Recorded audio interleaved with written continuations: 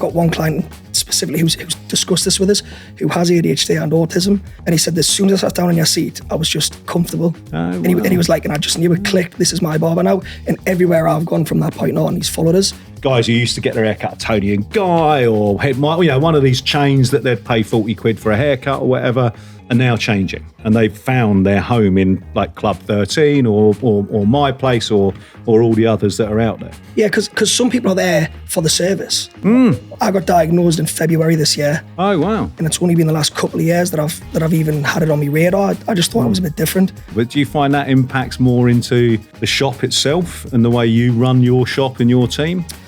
Hi there, I'm Anthony Laban, and you're watching the Noble Barber Podcast. We're here to cut through the crap of the industry and give the answers, or at least try and find the answers to the problems that all of us as business owners struggle with every day. Thanks very much for watching. I hope you enjoy the episode. Hi, welcome to another episode of the Noble Barber. I'm here today with Ryan Lewis. Hi Ryan, how are you, mate? Yeah, really good. Thank you. Thanks for coming down. Yeah, it's exciting now. So, well, you're Club 13 now, which is really kind of the thing that spiked for me and got me wanting to get you here to chat. But what have you been up to before that? Talk us through your career up to Club 13. It's been a bit of a funny one for me. I started cutting hair at 14. Wow. So my next door neighbour had a barber shop in Blythe, and just through that connection, I ended up sweeping floors for him on a Saturday. But I found that I got bored sweeping floors. So I remember I tripped him up one day when one of the other lads had phoned in sick. He was stressed. It was a really busy shop. So I've been like hovering around him, watching what he's doing, not realising what I was doing at the same time. So I've tripped him up, and I remember being like, you need to get out my space. You need to just let us cut hair today, Ryan. So obviously as a 14-year-old kid, I took the hump. But later on in the day, he pulls his, look, I didn't mean to snap at you. Come over here a second. And he was doing a haircut, and he says, well, what's the next step? And I knew, but I didn't realise that I'd been learning. So he was called Dave. He's a brilliant guy. He's taught loads of people. So after that, he started getting us in on a Wednesday after school and teaching us. And from there, I stuck at it, but I was never really planning on being a barber. I was academically gifted at school, so I went to uni and I did psychology for a year. I tried to go somewhere in rugby, but that didn't happen. And then I remember he got in touch just before I went back to my second year at uni and asked if I would go back. And I thought, I miss the shop, I miss the environment, I miss making money. Yeah. I was the only skint student because all my mates at that point weren't students. They were like bricklayers and scaffolders. So yeah, I went back and realistically, it was never something I took seriously until I moved out of that area and went down towards the whole area. I was in Beverley for a while. That was about 6 years ago, and that's when I started taking barbering seriously because I realised this is what I love. I was kind of pushing it away because it wasn't part of the initial plan. And I think sometimes you just got to sometimes go, this isn't the plan, but it feels right. What I like. Yeah, it feels right. So never looked back since. No, nice one. So where did you train? Where did you get all your, was it just experience bubbling through? Yeah. So I trained with him. It was Head Case Barber Shop in Blythe, Northumberland. And it was just booming. Everybody came to us for haircuts. It was a backstreet barber shop. Great to be in one of those environments. Yeah. I mean, that's the core, whatever your barber shop's like, you're wanting that vibe going on there. Well, it was a pillar of the community, and it genuinely was. And I kind of feel like the industry lost that a little bit. And that's what I'm trying to bring back with Club 13. We're trying to bring back that sort of, it's not just the barbers that are part of that team, it's the clients as well. Yeah. And I think we're getting there. But yeah, I didn't learn at college or anything like that. I learned just from Davey and a couple of the other lads, and then I got externally assessed. And for me, that was the right way to go. Right. I mean, obviously I mentioned to you before that I've got ADHD, and the college route of learning probably wouldn't have been right for me. Academically, I was gifted, but it was only in things that I really found interesting. In the academic sort of teaching of barbering, it doesn't really work for me. Right. I like to do things by eye and by feel, and I tend to plan my cuts. And I think that's perfect for people that want to learn that way and cut that way. I mean, you've got the likes of... Did you always know that you had the ADHD, or has that been quite a new thing? When's that been named for you? I got diagnosed in February this year. Oh, wow. And it's only been the last couple of years that I've even had it on my radar. I just thought it was a bit different. So like, I knew that was something different about it. I could never really fit in. I didn't socialise the same as other lads. But I managed well, do you know what I mean? And I think that's why I went unnoticed, because you mask it. Yeah. You sort of act normal, and you kind of do the things that you're expected to do from society. But you didn't really feel that connected in reality? No, I've had a few close friends throughout the years and they've kind of came and gone. But when I look back now, I'm like, oh my God, they were all the same as me. Okay. Which is what happens. You tend to band with your own. Right. I mean, in my shop alone, we've definitely got that. So, I mean, it's definitely, obviously it's more spoken about now, but do you find that impacts more into the shop itself and the way you run your shop and your team? It certainly impacts. Yeah, it does. It does impact the shop and the team, but it impacts massively my client base. Right. So what I've realised is that I've sometimes gained clients because they were a little bit. I've got one client specifically who's discussed this with us, who has ADHD and autism. So he said he was really nervous about coming to a new barber. He's from Milton Keynes, and he got recommended me from a friend of his who became a friend of mine as well. And he said, as soon as I sat down in your seat, I was just comfortable. Oh, wow. And he was like, and I just knew it clicked. This is my barber now. And everywhere I've gone from that point on, he's followed us. Now it all makes sense because a lot of my clients, since I've been diagnosed and I've got a better understanding of it now, I'm kind of speaking to them about it now. And, when you see the penny drop and they're going, this makes sense. So for me, I mean, I feel great doing that because there's a few of them that are now like chasing assessments and they're looking at themselves differently and they're starting to manage themselves better. And I'm like, well, this is what I'm here for. It's like I say, it's a pillar of the community. It's not just about the haircut for me. Yeah, no, definitely. And does that help your team? Has your team got that level of understanding? Do they has it changed people around you? They definitely understand me better. So, I mean, my best friend Luke, he's my right hand man. Now, his mom works within that industry somewhere. Okay. Like she's like a life coach. Right. Which is the best way to describe it because I don't fully understand what she does, but she's brilliant. Sure. She's written a book called The Listening Space. It's called Townsend Hartley, and that helped me a lot. So she gave me a copy that I read that it's like an active meditation on how to sort of settle your mind when it's going crazy. So Luke's been brought up by her, and I think he's known how to manage me or help me, support me since we became friends. And that was when I took him on as an apprentice and taught him from there. Wow. So there's certain things about running the shop and running a business that he just instinctively knows, right, that's not Ryan's strong point, but I can do that. And he steps in, he supports us that way. And that's how our team runs. There's me, Luke and Joe. And Joe's another one who, I'll be honest, he's probably neurodiverse himself. It's just figuring out whereabouts he sits there. And we just work as a unit well for that reason. We support each other. It's nice to know that I know for a fact that I've got Luke and Joe who are looking after my interests. Joe has me and Luke, and Luke has me and Joe, do you know what I mean? Lovely. And I just think that's a nicer way of doing things rather than everyone looking after themselves. So instead of Luke looking after him and only him, Luke's actually now got two people looking after him and he's looking after two others. And I don't think that would have happened if I hadn't figured out how I work, how I need support and how I process things. It's all come together really, really nicely. Yeah, so it does mean that you kind of understand yourself a bit more and you feel more connected with you. Yeah. Yeah. In which, like, that makes me feel more connected to the people around us. And going back, previously, can you see how that was negatively impacting you when you didn't understand it? Massively. Emotional dysregulation, not knowing how to connect with people. It often comes out in temper. So because you can't understand why your emotions are heightened, of it. They're very heightened and other people don't understand you. And to be honest, you're kind of told that your way of doing things is wrong throughout your whole life, even down to like school. So I was told I've got to revise long term for things. Now that doesn't work for me. So I'm constantly told that my processing style doesn't work when it definitely works for me. So cramming things in last minute for me worked because it meant that I would get an adrenaline spike. The panic would set in before an exam. And because of that, I've now got a bit of dopamine, which keeps me engaged.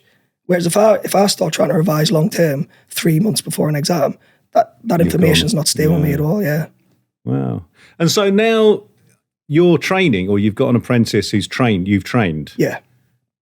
Do you see the way you train very differently to how others do, and how the industry sees itself training? Absolutely. So I don't really see what I do as teaching. I mean, it comes under education, I understand that, but it's more like coaching. So it's more adaptive. Okay. So for me, I think there's amazing education out there, like Menspire, Joshua P course. Yep. There's just so many good educators out there. And I mean, the Joshua P course I've booked online but myself, and it's helping us. But I don't use it the way other people have. I haven't done the course. When I see something that I think, right, that's a weak spot for me. I'll go through the lesson plans and go, is there something in here that can help us? And I almost use it like an encyclopedia. Yeah. I just pick Pop in and out of it. Yeah, grab the chapter you need. Exactly, because it's adaptive. Because if I follow his method of cutting, I know that that'll take away my eye. I see things the way that I see things.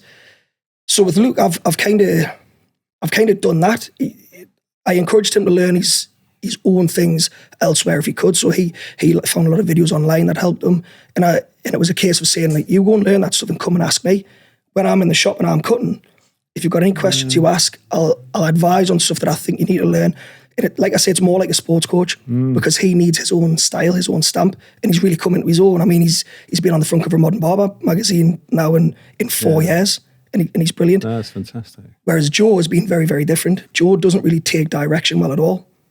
He needs to learn from his own mistakes, and that was frustrating for me for a while. But then, it must have been really tough. God, yeah, pulling your hair out. That's tough in general, but from your viewpoint, it must have driven you insane. Well, especially when the haircuts were coming out, and it's like, oh, that's got my name on it. But I tell you what, he's just a brilliant guy. Yeah. So his clients have stuck with him anyway. But he's got this eye for like wavy mid-length hair that I've never seen. So my way of teaching him was more, I'm not going to tell him what he's doing because he doesn't respond well to it. And I can't teach him what I would do because he doesn't respond well to it. But what I've started doing is trying to pick his brain on, why have you done that? Yeah, making him think through the whole whole route. And it used to kind of, at first I think you'd think he's criticising us, but it wasn't that. It was like, Joe, why have you done that? Because it's brilliant. Yeah. But I need to know your process, because if we can figure out your process, we can replicate that. Because his cuts were very good, but there wasn't always consistency. And we've finally figured out how to coach him. Me and Luke, because Luke's helped massively. Yeah. And he's now getting consistently better. And it's just awesome to see. So everyone around you must feel like you've just kind of found the magic tree or the happy tree at some point. Your whole outlook of life has got to change. It must have changed in the last 6 or 7 months. Yeah, to a crazy degree. Yeah. Well, I mean, I think anybody who thinks they might be neurodiverse, just look into it, do some research. Don't just use TikTok videos and stuff like that. Do some real research and try and speak to someone else that's got experience on that process. Because being diagnosed, the assessment process is stressful. It's actually designed the complete opposite way to what it should be. So it's a lot of remembering appointments. We're not good at that. It's a lot of organisation. We're not good at that. Repeating the same assessment over and over again. We're not good at that. So I think having some support really helps. Yeah. Wow. And so how does this fit in? Well, this is your first, Club 13 is your first sole ownership project. Yeah. Previously, you were with a partnership or in a group of people. What were you doing? Yeah. What was the last business? Can we talk about that? Yeah. There was a shop in Hull called House of Barbers, which was struggling to keep its barbers. Myself and Luke had come from another barber shop in Beverley that it just started to fold a little bit, so we left. And Joe came along as our collective apprentice there. Like I say, Luke's helped me teach Joe completely. It's been brilliant. Yeah. So I got in touch with one of the owners and I says, look, I've got a team of barbers to come in, but we have to come as a trio because they're the guys that I work with. These are my team now. Initially didn't want to do that, but changed his mind. He says, look, we'll give it 6 months, see how we get on, because he only wanted one barber. Within about 6 months, him and his partner at the time got in touch and says, look, we want to give you a third in this because we can see that you're doing something with it that we've not been able to, because they're not barbers, they're gym owners. So that worked for about a year. But again, I'm openly admit I'm not the best businessman, because I don't look at Club 13 as a money maker. I just like going to work, and the boys like going to work, and we're all making enough money to have our bills paid. And I'm like, all right, well, that's my success. We've all got different metrics for success, haven't we? Now, long term, I would like it to start bringing in profit. But as far as right now goes, I'm just enjoying being there. Whereas the other business, that wasn't the metric. And we just didn't see eye to eye. Yeah. They do their things. They're very successful businessmen. More power to them. I went off and so did when this. you kind of went, this isn't working for me, I'm off. Did that spawn Club 13? Was that the next move, or did you waver in between somewhere? Yeah, so Club 13 was something that I wanted to do. I wanted to rebrand the shop we had and create more of a social environment. Now that warranted support from the other two partners, which wasn't always there. Right. And I mean, myself, I started to get frustrated with that. So yeah, that's, I suppose it did spawn that. Now 13 came because that was on 13 Story Street in Hull, All right, cool. And I've always wanted my barber shop not to be a shop, to be a club. Yeah. Like I said earlier, my clients have just as much a say in the shop as what we do. It's a cute And I shop. like You've that. done a very good job. It looks fantastic. Yeah, it really does look I love great. it, yeah. Appreciate that. Yeah, no, it really does. And so now you're holding the reins. Does that feel different? Aye, it's stressful. It's stressful. But that's what I mean. With the stress levels that kick in with this and your neurodivergence, do you know what? Does it make it more difficult, or are you just staying the same as I am with a stressful week ahead of you and you get to the end of it and need to stop? I think it depends on who you've got around you. I've just got a brilliant team around us. The lads really do pick up where at. So what'll happen with ADHD is sometimes you'll be flying. It's not all bad. It's like some of it's like a superpower. Sometimes like creativity just flows, but I don't get to decide when. And that's one of the issues. You know what I mean? It just picks and chooses itself. So I think the lads now that they realise when I'm starting to drop off and I end up in a bit of a burnout, because when I drop off, they just automatically pick stuff up. And they never expect praise for that or thanks for that. It's just like, we've got you, that's what we do. And the same for me with them. I can tell when they're a little bit sort of out of sorts, and I think, right, what can I do to support that? And then things like LWPR, I picked up with them about a year ago when I was taken on board by Statement Grooming as an ambassador. They've been brilliant. Chelsea, specifically from LWPR, she really supports us as well. And she's another one she's become a friend. Yeah. And she's learned when I need a little bit of a nudge. Yeah, I pick it up a little bit, you know what I mean? You're running behind on this, I need to get this into us. And there's never any judgment there, and I've never made it feel sort of like I've slacked. It's just like sometimes you need support, sometimes you don't. Sure. Excellent. Yeah, no, it was via Chelsea that we managed to catch up with you and get you down here. Yeah. Oh, she's brilliant. Yeah, quite a journey so far, but you're sitting in quite a strong, comfortable place. But one of the conversations we did have was regarding where kind of the original backstreet barber, if you like, that original traditional back barber shop compared to Club 13, and how your approach has changed and what you're doing differently. Yeah, so I started as a backstreet barber, and like I said before, the shop was amazing, the environment was amazing, and I think that's where that pillar of community stuff started. So historically, you would look at high-end haircuts. There were hairdressers, weren't there? And that didn't feel, I mean, I could be wrong because I didn't really spend much time in hairdressers, but I don't feel like they have the same sort of closeness and community that my experience of backstreet barbershops used to have, where it was things like if you need a plumber and you can't find one, your barber will know one. Do you know what I mean? And you can ring him on a Sunday and go, right, I need this sorted, and he'll sort that out. It's a way of connecting the community. Where we'll turn the barber seats around in our shop, and we'll have full shop conversations, not just barber and client. Yeah. Our clients have become friends from being in our shop, and we're in a position now where if I'm not in, I know for a fact that my clients will hop in with Joe or Luke, and vice versa. They're not my clients, cool. they're shop The clients. shop's They're Club 13. They're members of Club 13. So I think backstreet barbering is amazing, and it's definitely got its place. But high-end barbering, high street barbering, it's something different now. I don't really know how to categorize us, because people look at barbers, and if we're looking at sort of price range and quality, people look at barbers and go, well, why would I pay £25 a haircut for you, Ryan, when I could go and pay £10 down the road? Yep. So realistically, using that argument, yeah, fair enough, maybe I'm not a barber anymore. Maybe I'm a male hairstylist or a short hair specialist. I think one of the issues that we've got is that backstreet barbers don't always know where they sit. And realistically, backstreet barbers are looking at quick haircuts, getting them in and out, and that's totally fine, because some people just want a quick, cheap haircut. Yeah, it's huge. They just want to walk out with short hair. That want that. Yeah. And it can be very lucrative. One of the issues I find, though, is that it's our job as barbers to manage expectation of clients. And if you're a backstreet barber, you're working in a backstreet shop, and you're trying to compete with high-end barbering, and your only real argument point is, well, why would you pay that when you can pay me for this? Yeah. There's an issue there. You need to have a look at your surroundings and go, right, are we doing haircuts in 15 minutes? Are we cutting hair with the thought of how's this going to grow out in 3-4 weeks in mind? Or are we thinking we'll get them back in next week? Are we using premium products? Are we cleaning our equipment regularly? Is the service important, or is just shorter hair important? If all of those things aren't being considered, how do you know where you sit? And if you don't know where you sit, how can you be honest about where you sit with the client? And so for that reason, you're probably going to get some people going in looking for high-end cuts, and they're not going to be happy. Disappointed. Yeah, they're not going to be happy. And you're also going to start causing issues for the people at the other side of the industry, because clients, if they've never had a high-end cut yet, they genuinely won't know why they should pay so much. Yeah. But realistically, for me, I don't want my clients coming in every week.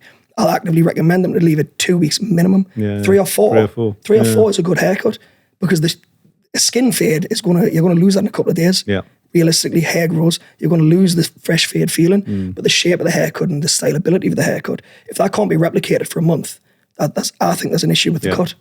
Yeah, definitely. I mean, I think there's, the two things that do happen is, I see, you see it wherever you go, that you'll have, a Mackie D's and across the road you'll have a pub doing a gourmet burger. Yeah. They're both selling a burger. They're both in a BAP. They've both got a bit of lettuce with them. But your Mackie D's costing you $1.99 and your burger in the pub's costing you a tenner. Yeah. It's the same thing, but not. Exactly. And sometimes you fancy a Mackie D and there's a customer base for a Mackie D and there's also a client base who want the gastro burger. Yeah. And I kind of think it's not perfect, but I think that's the better way that I can start seeing that barber shops now have a kind of range, that we're not barbers. That you have, in the same way as you got hairdressing salons that are much more basic, and then you've got the West End or the city centre temples of hairdressing, and there's a different price tag with all these things. The problem, I guess, is no one gets upset if you're working in Mackie D's that someone's gone off and fancied a gastro burger across the road. Yeah.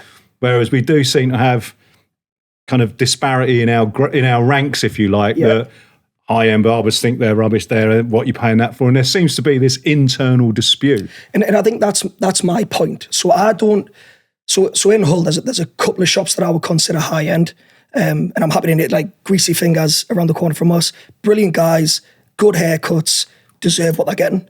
Right. We recommend people to go to them if we're full all the time, and the same in return. There's another one called Space Mail Image, which is a little bit of a way outside of Hull. Again, definitely high end. Yeah. And not competing with anyone. Because high end tends not to compete. Because we've only got, if I'm looking at between 45 minutes and an hour and 15 per service, I'm really only looking for 8 to 10 clients a day. I'm not looking to get 20 clients in a day. So what I'm doing is I'm creating I'm looking for clients that not only am I the right barber for them, are they the right fit for me? Do I enjoy cutting their hair? Do I enjoy spending that time with them? Like, that's important. I'm building a relationship there. Backstreet barbershops, and again, I came from a backstreet environment and I loved it. And I think they're awesome. I think we need them. But it's a different product, isn't it? It's a totally different product. But I find that the backstreet shops trying to compete with the high end or the high street shops, that's what I should say, that's causing an issue. Because the clients don't realise what the difference is here. They're just sat there going, all right, yeah, you're right. There's a problem with that. They're greedy. But our outgoings are significantly higher than a backstreet shop's outgoings. So where I'm charging £25 for a skin fade, I'm not getting that full £25. So by the time you get down to your profit line, you're probably not that far apart. Yeah, absolutely. We're not that far apart. And I suppose that's the difference, because again, we're only doing 8 to 10 a day. Yeah. Not 20 a day.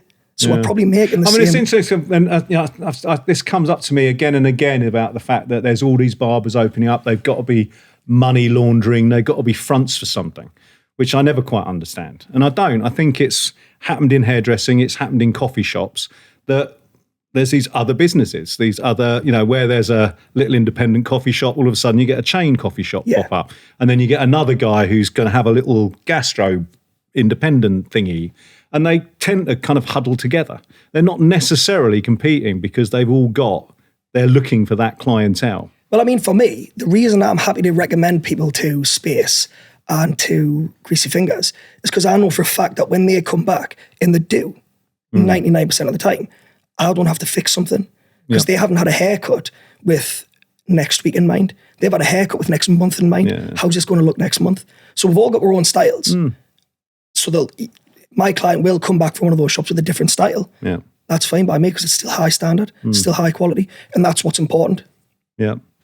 Yeah, I think it's a kind of, as I say, I always think that modern barbering all the phrases feel clumsy and wrong, but modern barbering kind of started kind of 2010, 2012, 14, 15, somewhere around there.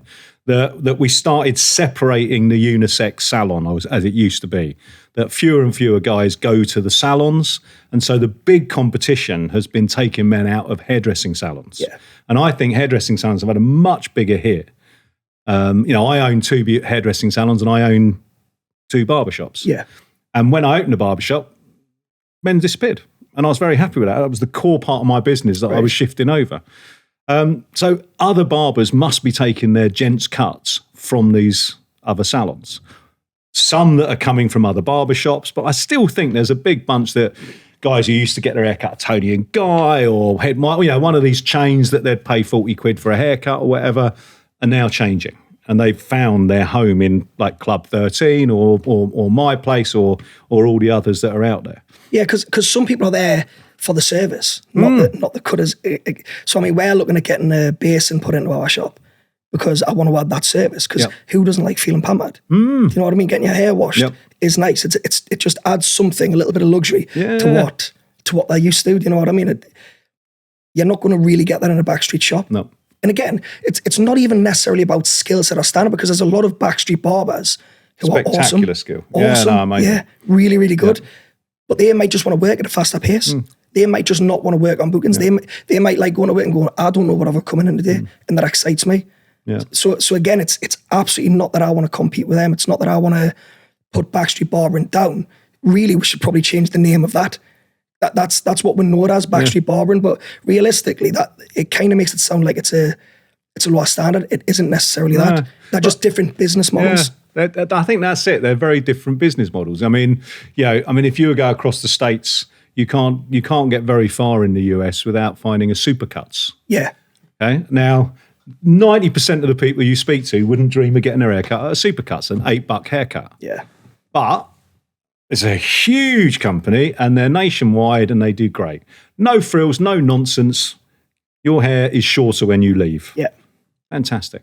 Doesn't put any of the other salons out of business. There are still high end, there are still mid, there are still... So that range has always been there. It's just, I think, in the last kind of 10 years, a new thing for the high street, these new barbers that are turning up. So do you think that's why we're having the issue? Because it's new and people don't know how to navigate that I think, I think there is that kind of level of understanding, like you're saying about, yourself, in the fact that once you understood yourself better, you got happy. It took a lot of stress out. You're like, okay, I'm not going to get worked up about that. I know myself. And I think with our industry, it's just there's this new dynamic that's come on, which is modern barbering or whatever you want to call it. And I think the words make it difficult, And I think it's only words we're getting upset about. I walk into every barbershop I see and I get a lovely reception, whether it's a small little clip joint that's banging them out or a high-end store that's doing steams and facials.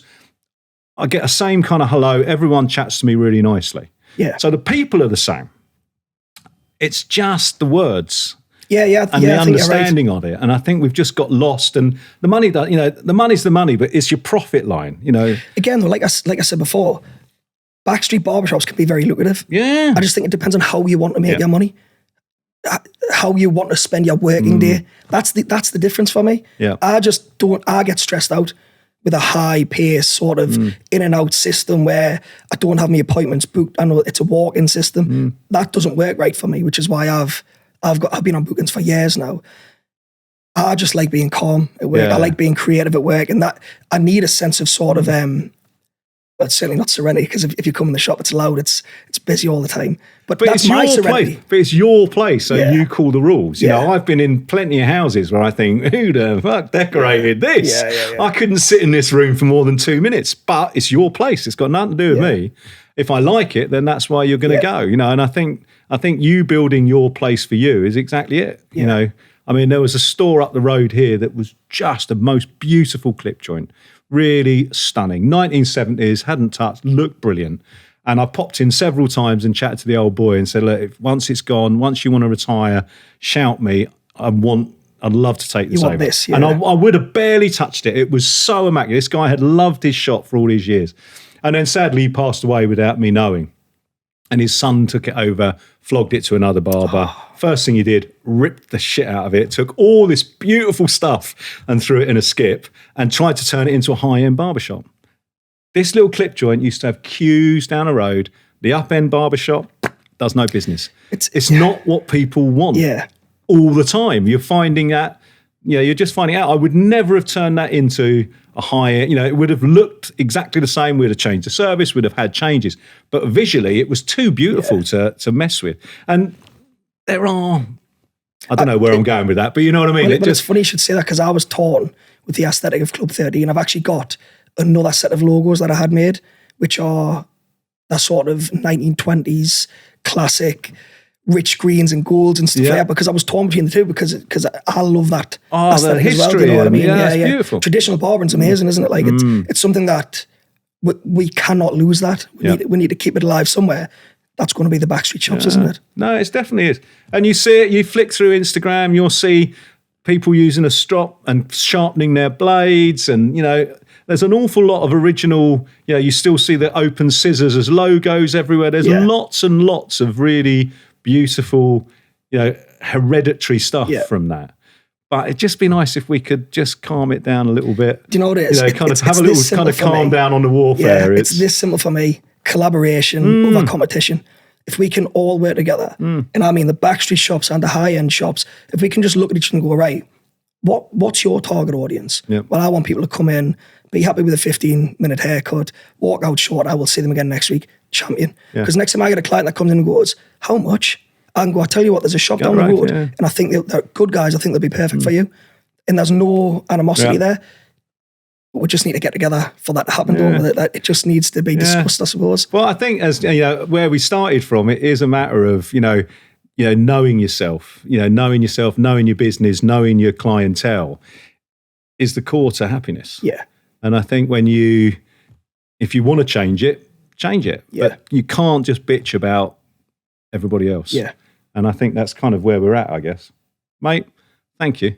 Thank you. It's been so gorgeous to meet you. I really appreciate you coming up, and I can't wait. I've got to come up and see your store. I haven't been to Hull. I haven't been to Hull since I was 9, and I went to watch QPR play Hull City. Yeah. Which wasn't a successful weekend, if memory serves. But anyway, so I do want to come up and have a little look-see. I really appreciate your time. Thank you very much. Hi there. If you've got a story or know someone with a story or have a topic that you think we should cover that we haven't yet, please get in touch. We'd love to speak to you.